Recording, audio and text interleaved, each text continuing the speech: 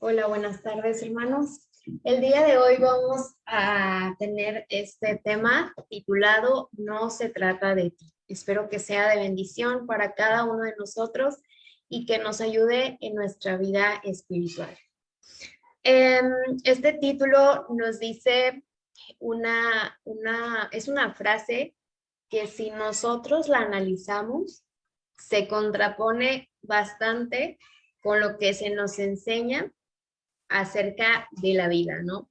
Eh, Últimamente, o ya hace tiempo también, hemos escuchado o hemos sido formados en que el éxito en nuestras vidas depende de nosotros, ¿no? De la actitud que tenemos, del trabajo, de las decisiones que nosotros tomamos y en cierto punto está bien.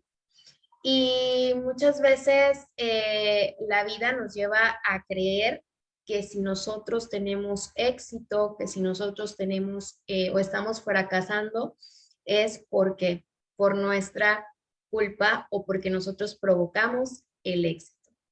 Y el día de hoy vamos a hablar acerca de algo contrario y aplicado a nuestra vida espiritual, que muchas veces lo que nosotros pasamos en nuestra vida no lo provocamos nosotros o simplemente no se trata de nosotros. Vamos a ir entrando al desarrollo de este tema. Como siempre, hablamos acerca de los obstáculos de nuestra vida, ¿no? ¿Quién no tiene obstáculos? La verdad es que la vida cada vez es más complicada. Cuando estamos niños, todo es muy fácil, es muy divertido, pero a medida que vamos creciendo, que vamos conociendo más, que vamos madurando, pues nos damos cuenta que la vida no es tan sencilla como se veía, ¿no? De repente, pues comenzamos como a decepcionarnos de personas que admirábamos, pero también comenzamos a tener más comprensión, empatía, y bueno, la vida se torna algo difícil y aún estando en los caminos de Dios, suelen haber obstáculos. De hecho, uno de los temas de la lección de escuela sabática es acerca de las pruebas, de momentos difíciles que muchas veces nos toca pasar. Y bueno, la verdad es que no es algo sencillo la vida, ¿no? Pero debemos de recordar que si Dios está al control, entonces todo tiene un sentido y que la forma en la que nosotros vamos a reaccionar a lo que sucede en nuestra vida, pues va a depender de nuestra fe y del conocimiento que tengamos de Dios.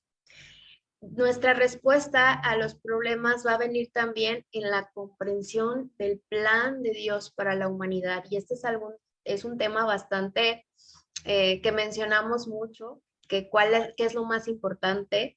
Y pues la verdad es que si lo resumimos, lo más importante de ahora, de estar en estos momentos, pues es la salvación, ¿no? La vida eterna, eso es lo más importante. Lo demás es secundario. Y cuando nosotros comprendemos esto, podemos dejar de sufrir y podemos vivir como Dios quisiera que lo hiciéramos, ¿no? Comprendiendo que muchas veces lo que nos pasa en nuestra vida, tanto bueno o malo, no es porque no se trata solo de nosotros o por nosotros, ¿ok? Eh, ¿Por qué les hablo de esto? Bueno, yo siempre he visto la vida como un rompecabezas y que nosotros, cada uno de nosotros, somos una pieza. Y pues Dios tiene y Él conoce cómo va a estar el rompecabezas al final, ¿no? Cómo se va a ver la imagen al final, ya que esté todo armado. Y desde esta forma que Dios va armando el rompecabezas de acuerdo a cómo Él sabe, porque al final de cuentas Él conoce el futuro, Él sabe cómo deben de quedar acomodadas las piezas y ahí está nuestra vida y la vida de la humanidad, ¿no?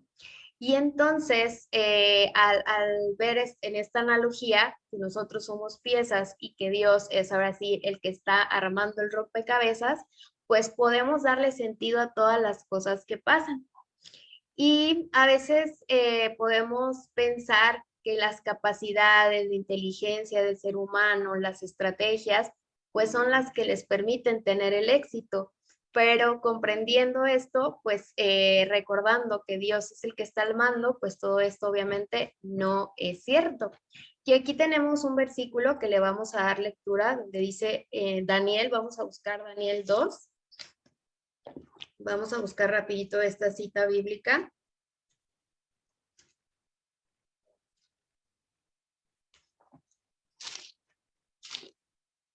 Daniel 2, 20 y 21. Y dice así, dijo Daniel, alabado sea el nombre de Dios por los siglos de los siglos, porque de él son el poder y la sabiduría. Y este versículo 21 es el clave aquí. Dice, él cambia los tiempos y las épocas, quita reyes y pone reyes, da sabiduría a los sabios e inteligencia a los entendidos. Entonces, este versículo es tan importante porque a pesar de que habla de reyes, de reinos, nos aclara que Dios está detrás de todos los movimientos que suceden en nuestro mundo. O sea, no hay nada que suceda sin que Dios lo apruebe. Así que este versículo en primer lugar nos dice que Dios es el que dispone de esas piezas, ¿sí? Y de nosotros, de nuestra vida. Es el que decide qué es lo que va a pasar, hacia dónde nos vamos a ir o por qué hemos nacido en algún lugar, por qué tenemos la familia que tenemos. Si no sé si alguien se ha puesto a pensar, ¿por qué nací en México y no nací en China? ¿O por qué nací en México y no nací en Estados Unidos? Bueno, porque Dios dispuso que fuera así, ¿no? Y si nosotros vemos esto de esta forma, pues quiere decir que muchas veces lo que el mundo nos enseña acerca de que, bueno, si estás fracasando es tu culpa, pues no siempre es así. Y no siempre el fracaso terrenal es un fracaso para Dios. Dios permite que pasemos por circunstancias porque tiene un plan, una estrategia. Quizás no tiene que ver con nosotros. Eso es lo que vamos a hablar el día de hoy. Quizás si tú estás pasando por una enfermedad, si tú estás pasando por si te robaron algo, si has sido traicionado, si estás pasando por pruebas difíciles, lo primero que nos viene a la mente es que Dios lo permite porque tenemos que cambiar algo, ¿no? Como lo hemos visto en la lección, pero también muchas veces Dios permite cosas que no comprendemos en nuestra vida porque somos piezas claves para que Él pueda acomodar otras alrededor y que lo que está pasando con nosotros sea necesario para que otras personas se vean beneficiadas. Y esto podría resultar en pensar que es algo, pues quizás egoísta o injusto para nosotros, pero no, porque Dios tiene todo controlado. Él conoce el fin, Él conoce el futuro y sabe en dónde colocarnos en lugares estratégicos, en situaciones estratégicas por una razón, que muchas veces tiene que ver con alguien más. Y obviamente nosotros pues tenemos que ser de alguna forma bendecidos, ¿no? Es aquí como puedo plasmar en esta imagen, explicarles esto, ¿no? El éxito o el fracaso siempre va a depender de Dios y aunque uno esté en la cumbre del éxito o en el fracaso, que lo vamos a poner con paréntesis, porque muchas veces digo, viéndolo desde un punto terrenal, pues podemos nosotros etiquetar como fracaso muchas circunstancias, ¿no? Pero Dios muchas veces no lo está viendo así y Dios nos bendice en cualquier situación. Hoy quiero platicarles rápidamente y recordarles la historia de algunos personajes que tuvieron que pasar por situaciones difíciles para hacer bendición y para estar en ese lugar estratégico para bendecir a alguien más. Vamos a ver que nosotros somos esas piezas que Dios utiliza y que las piezas de la causa de Dios se mueven en forma armoniosa con propósitos divinos. ¿Ok? Y bueno, vamos a empezar a hablar de Jocabed. Jocabed, pues todos conocemos que es la madre de Moisés, que fue la madre de Moisés, una mujer que vivía en tiempos de esclavitud en Egipto, donde el pueblo de Israel estaba esclavo era una mujer humilde y le tocó ser mamá, ¿sí? Yo no tengo el privilegio de ser madre. Las que son madres van a entender más a Jocabed que yo, que no lo soy. Sin embargo, la vida de Jocabed a veces no le estudiamos mucho y nos enfocamos bastante en su hijo, que pues obviamente es un personaje muy importante en la historia de Israel, del pueblo de Dios, pero nos hemos puesto en el lugar de Jocabed como mujer, de lo que tuvo que pasar en esa época en la que los bebés varones no podían vivir y tenían que ser asesinados, la aflicción que ella sentía, a pesar de que era una mujer creyente de Dios, a pesar de que tenía fe, vivió un tiempo trágico y a veces nosotros decimos, estamos viviendo momentos difíciles en la actualidad, pero no le quitan nada de grave a lo que, o sea, más bien son igual de trágicos lo que estaba viviendo también en ese tiempo el pueblo de Israel. La maldad que había provocada obviamente por Satanás, impulsada por el faraón también, donde se querían matar a los bebés, ¿verdad? A los varones. Así que vemos a una mujer, pues, con miedo y muy preocupada por su bebé. Les digo que no soy madre, pero me imagino lo que ha de ser tener un bebé pequeño, verlo muy inocente, tierno y saber que podría morir, ¿no? Pero sabemos también que Dios puso por ahí personas, parteras que pudieron ser piezas claves para que Moisés no fuera asesinado, sino que fue escondido y ya después nosotros conocemos la historia, ¿no? Que lo pudieron salvar, lo pusieron en el río y bueno, nosotros sabemos eso, pero se ponen a pensar en lo que sintió Jocabet en ese momento como mujer, como madre, y la verdad es que es algo muy difícil, una prueba muy difícil que tuvo que pasar y quizás ella se preguntó, bueno, ¿por qué estoy pasando por esclavitud, por hambre? Pero además de esto tengo que renunciar a mi hijo, ¿sí? Tengo que arriesgar la vida de mi hijo. Y aunque Dios preservó la vida de su hijo, pues Jocabet vivió momentos difíciles, ¿sí? Y tuvo esta prueba de tener que dejar a su hijo. Nos dice ahí el espíritu de profecía, Elena de White, que el bebé Moisés fue encontrado por la hermana del faraón y después fue vuelto, se lo dieron a Jocabet para que ella lo educara durante 12 años. Y entonces Jocabet también pues tuvo la oportunidad de poder educar a su hijo y de enseñarle acerca de Dios y bueno, de instruirlo, pero tuvo que renunciar a él a los 12 años. O sea, si un hijo en la universidad, cuando va a la universidad, hay algunos que se van de su casa, es difícil para los padres despedirse. Ahora imagínense tener que despedirse de su hijo de 12 años, bien pequeñito, ¿no? Pero ¿valió la pena todo esto? ¿Sí? Vamos a leer lo que dice aquí el libro de la educación con respecto a Jocabet. Dice que su destino en la vida de Jocabet era humilde y una carga muy pesada.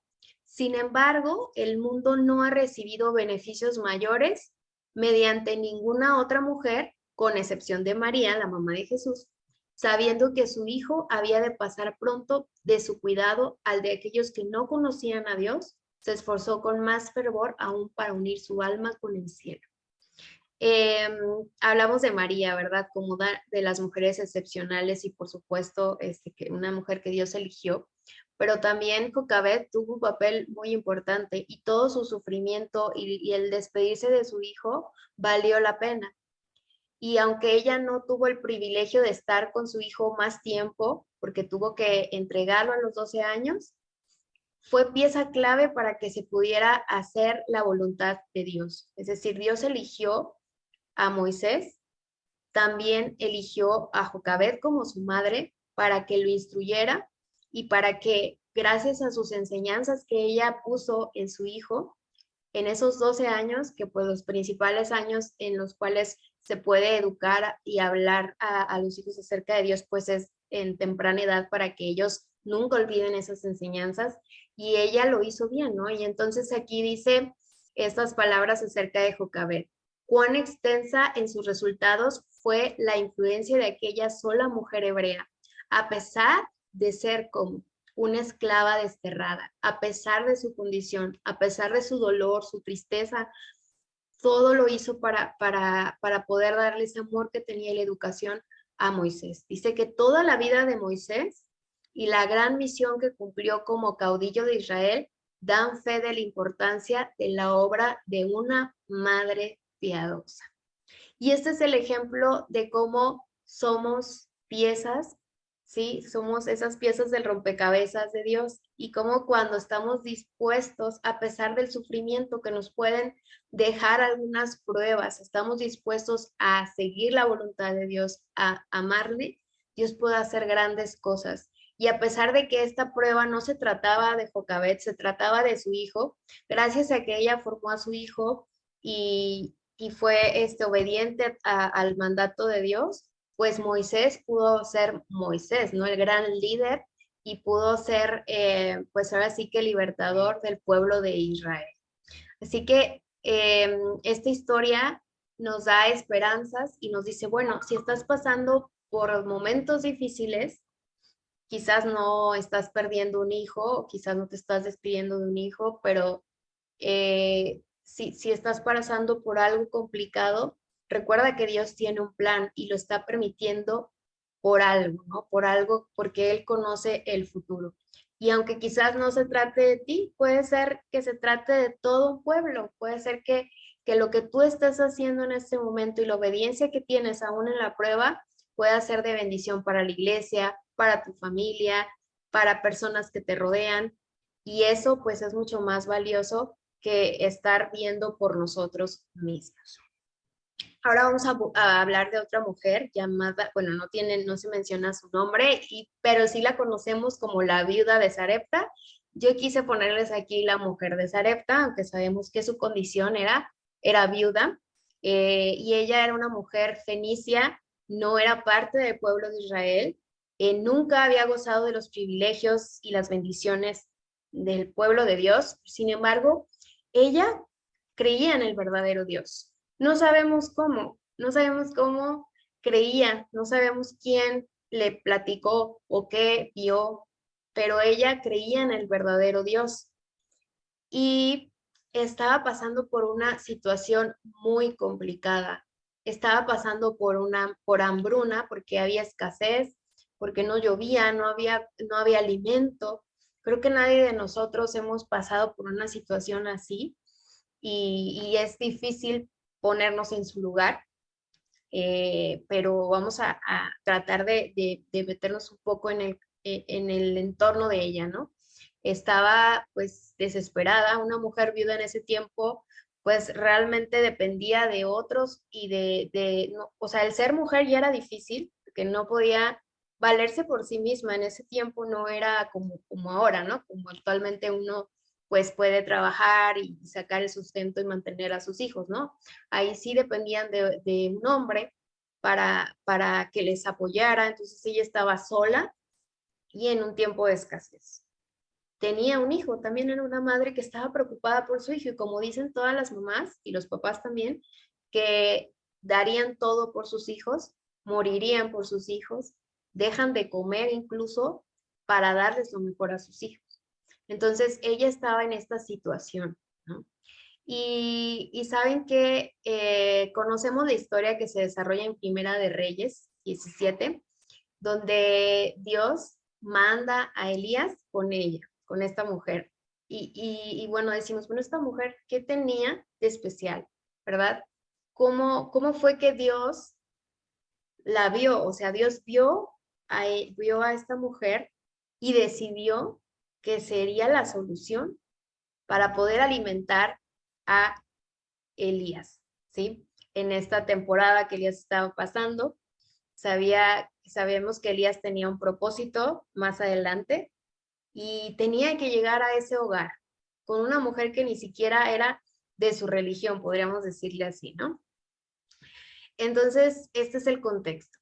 Y luego Elías llega el mismo día en que la mujer iba a comer lo último que tenía, junto con su hijo, ¿verdad? Iban a comer lo último para esperar la muerte, porque ya no había más comida y ya tenían días sin comer, no era como que se habían quedado recientemente sin comer, seguro ya tenían algunos, su hijo quizás tenía signos de desnutrición, ella también, entonces ya estaban en una situación, pues ahora sí que ya dejándose para morir y justo en ese día llegó Elías a pedir alimento y le pidió que, pues lo único que tenían. ¿Se imaginan esta situación? Podemos decir, es injusto, ¿no? A veces, si nosotros nos ponemos a ver la vida de esta mujer, la situación en la que pasaba, no tenía alimento más que, o sea, lo mínimo que tenía para ella y su hijo, y luego llega un hombre enviado por Dios a pedir ese alimento. Y nosotros pensamos y decimos, híjole, ¿cómo es que Dios permitió esto? Y ella, ¿cómo se sintió también, no? Pero vemos también que ella tenía fe, ella creía en el Dios verdadero. Entonces, en cierto punto fue una prueba para que esta mujer demostrara la fe y demostrara su hospitalidad y su bondad hacia con el enviado de Dios. Así que ella le da su alimento y sin tener en cuenta los sufrimientos que pudiesen resultar para ella y su hijo, y confiando en que el Dios de Israel supliría todas sus necesidades, dio esta prueba suprema de hospitalidad y compartió su poco alimento con Elías. Creo que fue de las más grandes demostraciones de fe, ¿verdad? Te doy y pues no importa qué pase, ¿no? Elías ya le había dicho que Dios iba a multiplicar, ¿no? Pero, ¿qué pasó? Ella recibió esta respuesta una vez que dio todo lo que tenía. Y en pago fue preservada su vida y la de su hijo. Estas situaciones nosotros podemos estarla pasando muy mal, ¿no? Y de repente Dios nos manda a alguien para que nosotros podamos ejercer bondad, sabiduría y negarnos a nosotros mismos ahora sí y compartir a los demás. Esas acciones son positivas para nuestra vida. Esas cosas que suceden o dificultades que tenemos en nuestros caminos pueden ser de bendición para otros. Ese poco pan que tenía ella podía ser de bendición para Elías y lo fue así. Y sabemos la historia al final que pues ella reconoce a Dios, ella conoce a Dios a través de Elías y luego sucede también con su hijo que se enferma, bueno, es toda la historia, ¿no? Que se muere, lo resucita Dios y bueno, Dios se manifestó en su vida de grandes formas, pero fue necesario que ella llegara a este tiempo, en este momento de escasez, en ese momento quizás de desesperación, fue necesario que ella ayudara a Elías para poder también disfrutar de la bendición. Entonces no solamente se trataba de esta mujer ni de su hijo. Gracias a ella, Dios permitió que Elías fuera alimentado y con esto que el plan de Dios para todo Israel fuera completado. Entonces, la mujer de Sarepta fue una pieza clave en la vida de Elías y de el pueblo de Israel. Y bueno, vamos a hablar acerca de otra situación, las enfermedades. Eh, no sé quién de ustedes tenga una enfermedad o haya tenido algún familiar con una enfermedad crónica desgastante. La verdad que es algo muy, muy difícil para toda la familia, para el mismo enfermo y sobre todo cuando es una enfermedad muy grave, o que dura muchos años, ¿no? Y bueno, hablando de las enfermedades, estas suelen ser pruebas en la vida, ¿no? Pero muchas veces pensamos que si yo estoy enfermo es porque Dios me quiere enseñar algo a mí. Y hoy vamos a hablar de cómo la enfermedad de Lázaro y su muerte pudo ser de bendición para otras personas. Y en este caso, Lázaro ni siquiera tenía que ver con esto, ¿sí? Fue más que Dios utilizó esta enfermedad en Lázaro para poder bendecir a otros, ¿sí? Y bueno, sabemos que Lázaro era una persona muy querida para Jesús, junto con sus hermanas, Marta y María, de Betania. Jesús tenía un cariño especial por ellos, eran como sus hermanos, los visitaba, se sentía ahí como en casa, porque Jesús no tenía un hogar y cuando quería sentirse, ahora sí que acogido en un hogar, que alguien le diera de comer, que sintiera esta convivencia, pues sin duda alguna era en esa casa, en el hogar de Lázaro y de Marta y María. Y Lázaro enfermo. Lázaro enferma gravemente y entonces pues en ese tiempo no había celulares, cómo comunicarse rápido. Jesús no estaba en ese lugar, pero María y Marta se comunicaron con él mediante pues, un mensajero, para decirle a Jesús que Lázaro, su amigo, estaba enfermo. Ellas no quisieron decirle más detalles porque sabían que Jesús era el Mesías y conocían su poder y ellas confiaban en Jesús, confiaban en su amigo Jesús, porque no solamente era el Mesías, era su amigo. Así que esperaban que Jesús regresara para que sanara a Lázaro. Pero ¿qué pasa? Bueno, nosotros sabemos que Lázaro se empezó a agravar y se murió. Lázaro muere. Y algo que nosotros debemos de comprender es que Jesús tenía la capacidad de evitar que se muriera, ¿verdad? Dice aquí que si Jesús hubiera estado ahí en donde estaba Lázaro, en su cuarto, él no habría muerto, ¿sí? Si Jesús hubiera estado ahí, la muerte de Lázaro no hubiera sucedido, porque Satanás no hubiera tenido poder sobre él. La muerte no podría haber lanzado su dardo contra Lázaro en presencia del dador de vida.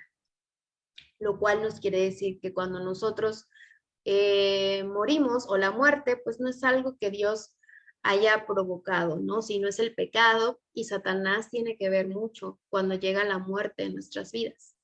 Jesús, en este caso, lo permite. Dios permite la muerte, pero no es algo que Él como tal provoque. Por lo tanto, dice que Jesús al enterarse de que su amigo Lázaro estaba enfermo, Jesús decidió no ir.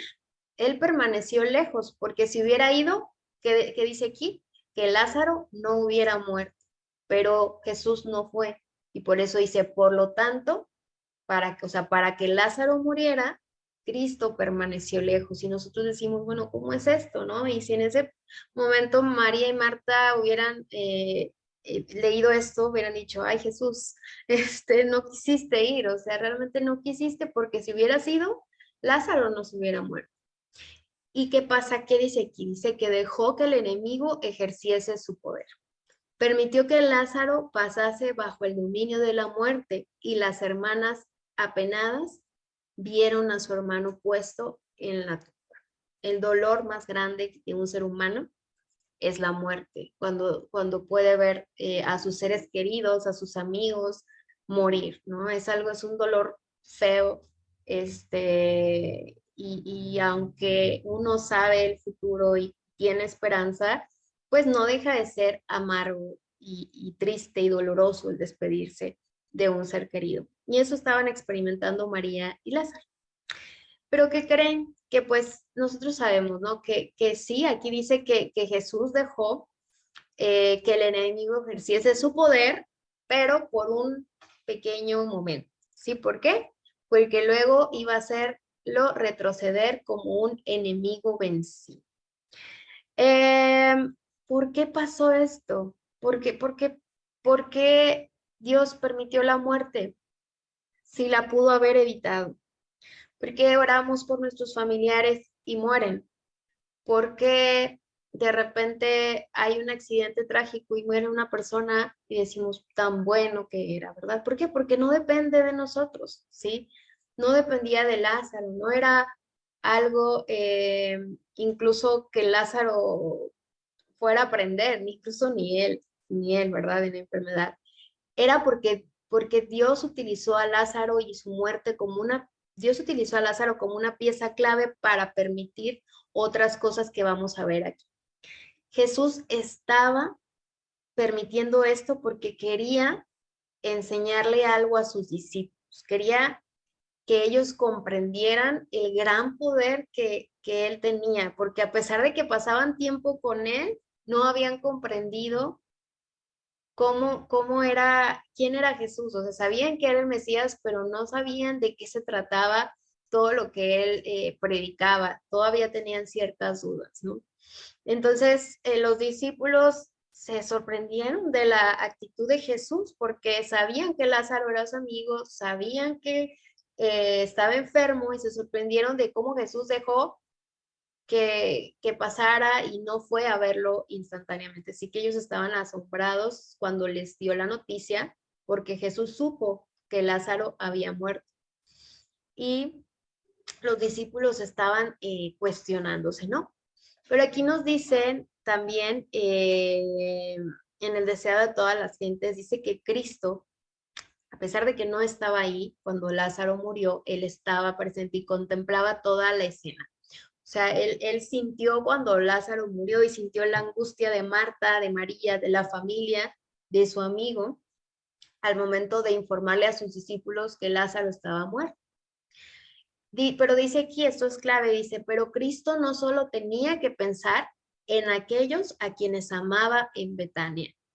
Por supuesto estaba afligido porque no quería que sus amigas estuvieran tristes, ¿sí? Y que tuvieran ese dolor.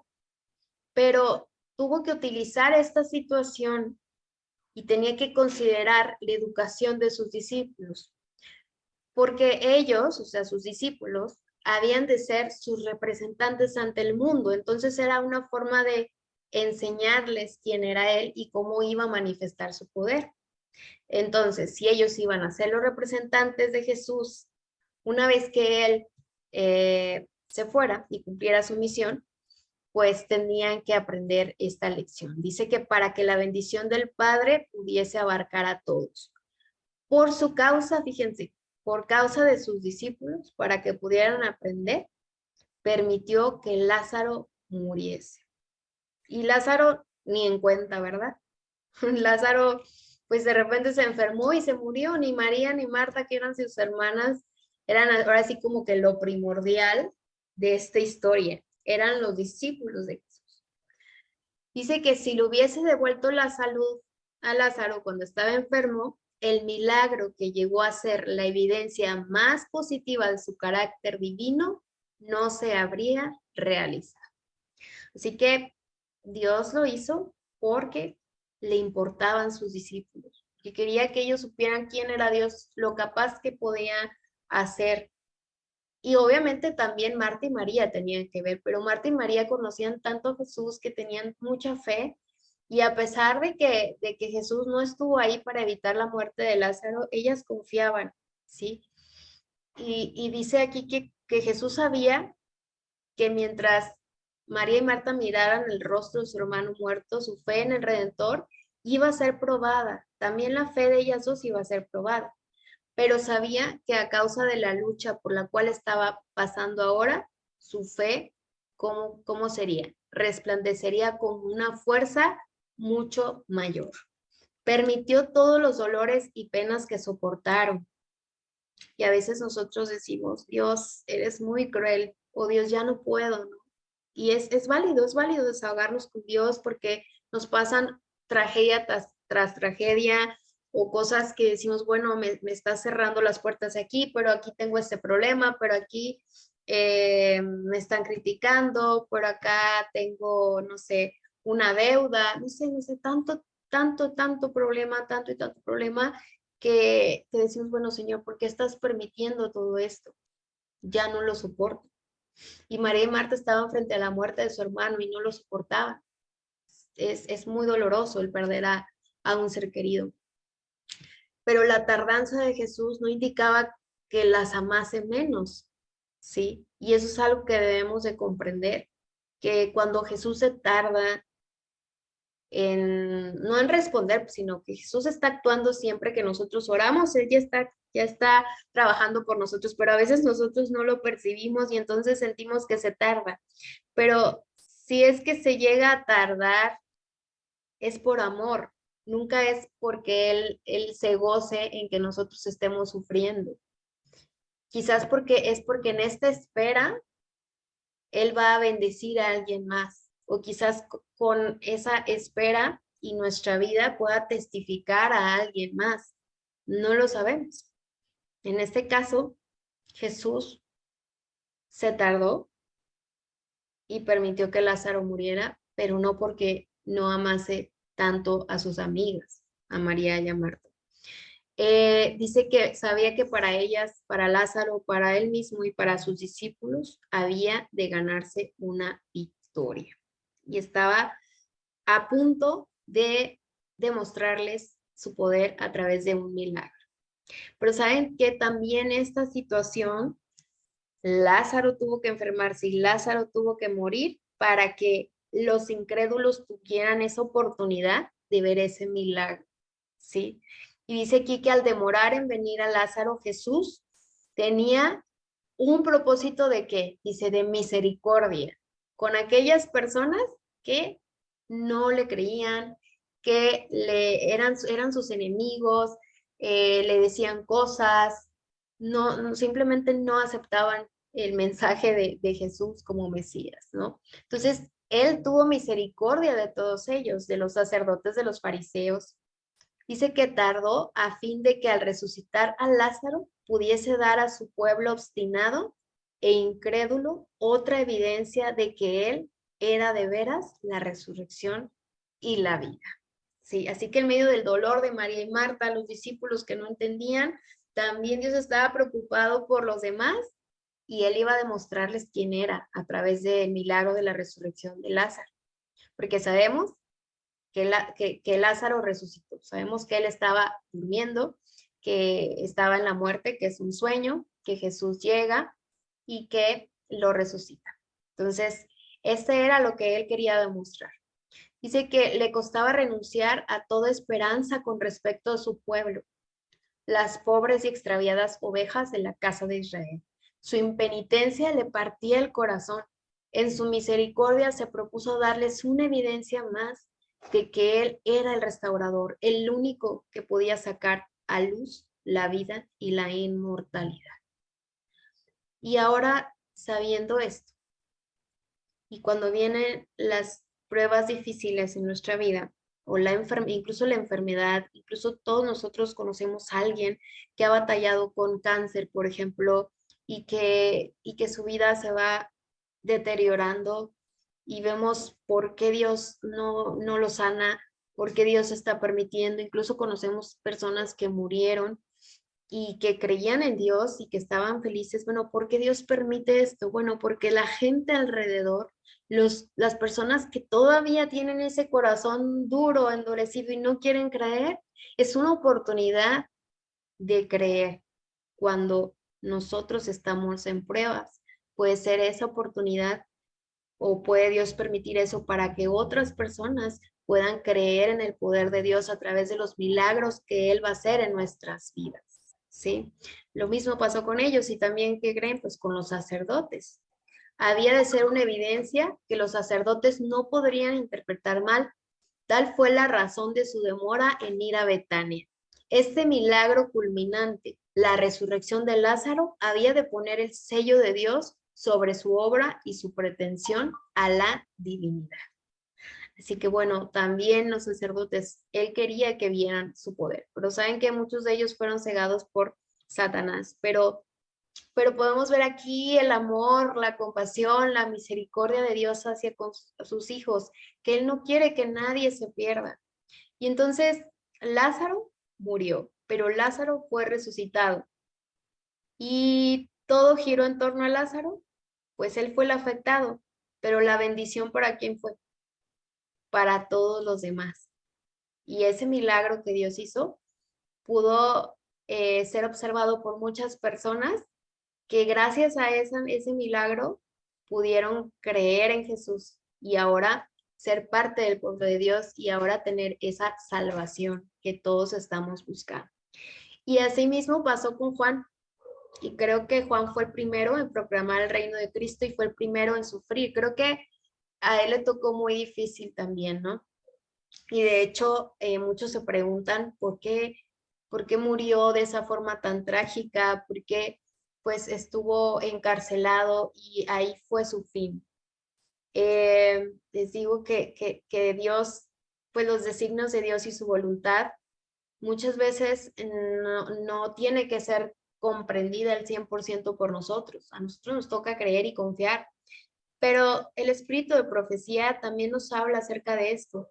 Nos dice que efectivamente hay un misterio, pero este misterio tiene una respuesta de por qué Jesús no fue a ver a Juan el Bautista, por qué no evitó su muerte trágica, ¿sí?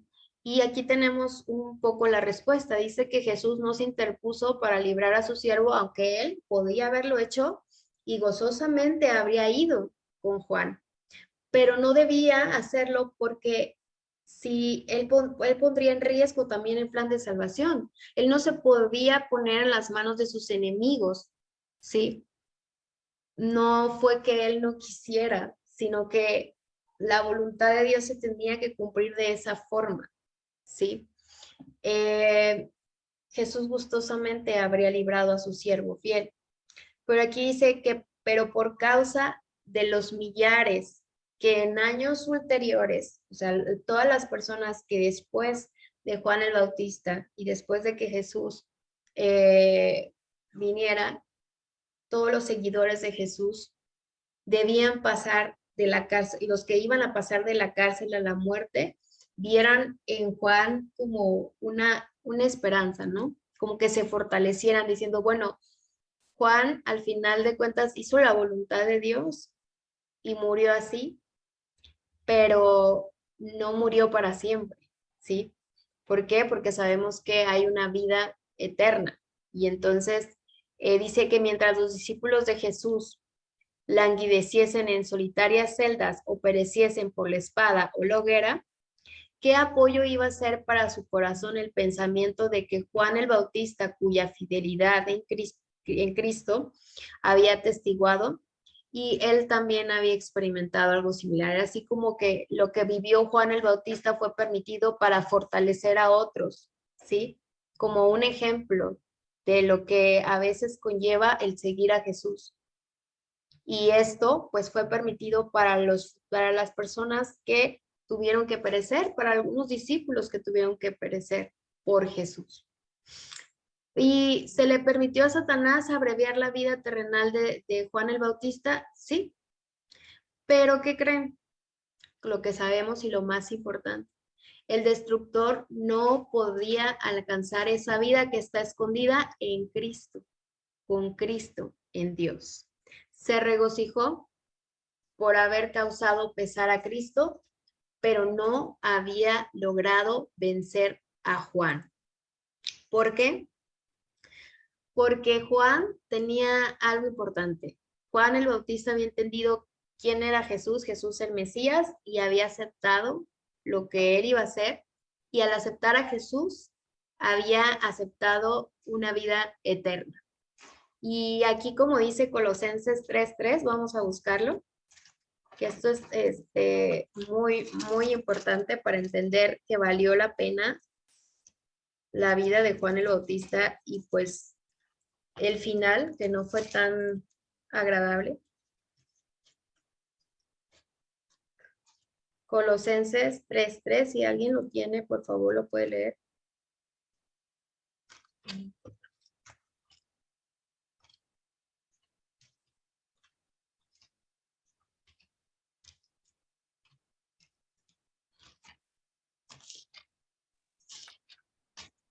Porque habéis muerto y vuestra vida está escondida con Cristo en Dios.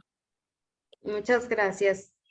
Gracias, Ugeli, porque habéis muerto y vuestra vida está escondida con Cristo en Dios. La muerte se refiere aquí a una muerte terrenal, ¿no? Dice, la vida de la cual aquí se habla es la que el creyente recibe cuando acepta a Cristo Jesús. El que cree en el Hijo tiene que vida eterna. Y entonces el futuro para Juan el Bautista, a pesar de su muerte trágica, va a ser la vida eterna. Y eso es lo más importante, ¿sí? Esa vida es suya ahora, nadie se la va a quitar, la muerte no se la quitó Satanás, instruyendo a todas las personas que lo golpearon, que lo hirieron, que lo torturaron. A pesar de todo eso, Juan el Bautista conservaba este deseo y esta esperanza en Jesús. Así que cuando Jesús venga por segunda vez, hará posible que aquellas personas que murieron debido a Jesús y a seguirlo, pues sean resucitados para vida eterna. Y eso es lo más importante. Y por eso Juan el Bautista tuvo que aparecer para fortalecer a otros que pues le seguían y que iban a tener la misma consecuencia. Así que bueno, conociendo las historias de estos personajes, podemos comprender que muchas veces lo que estamos pasando en nuestra vida puede ser utilizado para bendecir a otros. Y no se trata solo de nosotros mismos. Dice que Dios no conduce nunca a sus hijos de otra manera que la que ellos elegirían si pudiesen ver el fin desde el principio y discernir la gloria del propósito que están cumpliendo como colaboradores suyos. Cuando nosotros nos ponemos en las manos de Dios y le decimos, Señor, heme aquí, aquí estoy, pues Él sí nos va a usar y nos va a usar como esas piezas estratégicamente para hacer de bendición a otros. Y también nos va a bendecir a nosotros, porque a la madre de Moisés, pues tuvo sus pruebas, pero Dios la bendijo, ¿no? Sabiendo que su hijo, pues fue un hijo de bien. También a la mujer de Sarepta, Dios la bendijo. También Dios bendijo a María, Marta, Lázaro, sus discípulos y a Juan el Bautista. No significa que Dios nos use como algo negativo, ¿no? Dios sí puede utilizarnos para poder mostrar su amor y los milagros que Él hace a otros, pero siempre también tendremos un aprendizaje bueno. Quisiera leerles este fragmento que dice así, este es el deseado de todas las gentes. Dice que ni Enoc, que fue trasladado al cielo, ni Elías, que ascendió en un carro de fuego, fueron mayores o más honrados que Juan el Bautista, que pereció solo en la mazmorra.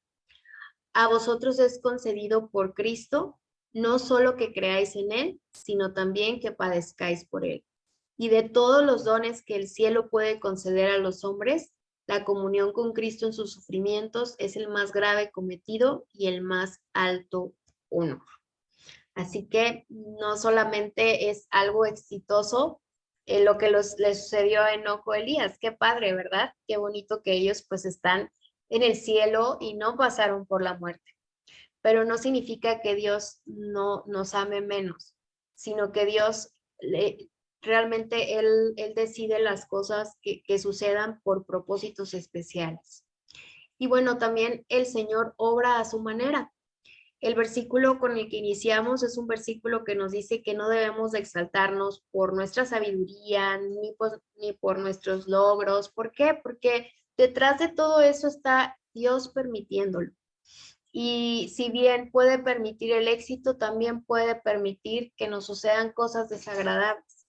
Pero siempre tener presente que Él obra a su manera por un propósito especial, ¿sí? Para que nosotros también nos mantengamos humildes, para que atribuyamos todos nuestros logros a Dios. Y tener claro que Él obra como Él quiere. Si nosotros no estamos para convencerlo, ni para decidir que lo haga de una u otra forma. Él nos ve, Él sabe nuestras deficiencias de carácter, Él sabe si tenemos cualidades que puede utilizar, pero bueno, todo lo bueno que tenemos nosotros es gracias a que Él nos los dio. Así que Él toma a los que serán sus mensajeros y no los consulta acerca de sus preferencias respecto a la clase de persona y al modo en el que les gustaría recibir el mensaje de Dios. Simplemente nosotros debemos de estar como dispuestos a ser usados por Él y estar conscientes de que cuando Él nos use, quizás nos puede doler un poco, quizás nos puede poner en momentos difíciles, pero siempre confiar en que hay una razón por qué pasan las cosas y que no todo depende de mí, que a veces eso que estoy pasando es para que mis padres, para que mi familia, para que la iglesia, para que los hijos sean bendecidos, o quizás mis vecinos, ¿sí? O quizás no voy a ver el resultado ahorita, quizás puedo ver, eh, quizás ni lo voy a ver, quizás hasta me voy a morir y lo que me pasó va a ser de bendición más adelante, no lo sabemos. Simplemente tenemos que confiar, esa confianza, esa fe en Dios. Él quiere utilizar a hombres inteligentes siempre que se dejen moldear y preparar y que adapten el testimonio de acuerdo a sus órdenes. Los hombres encumbrados o inferiores, educados o ignorantes, harían mejor en permitir que el Señor conduzca el arca de su vida. La obra del ser humano consiste en obedecer la voz de Dios. Así que no importa cómo seamos, lo más importante es que permitamos que Dios sea el que conduzca nuestra vida, que no sea el enemigo, que sea Dios y que estemos seguros que aunque pasemos por pruebas difíciles, es Dios el que está obrando en nuestras vidas y que nos pongamos en sus manos para que podamos ser de bendición para otros también. Que Dios les bendiga. Espero que esta reflexión nos ayude en nuestra vida cristiana.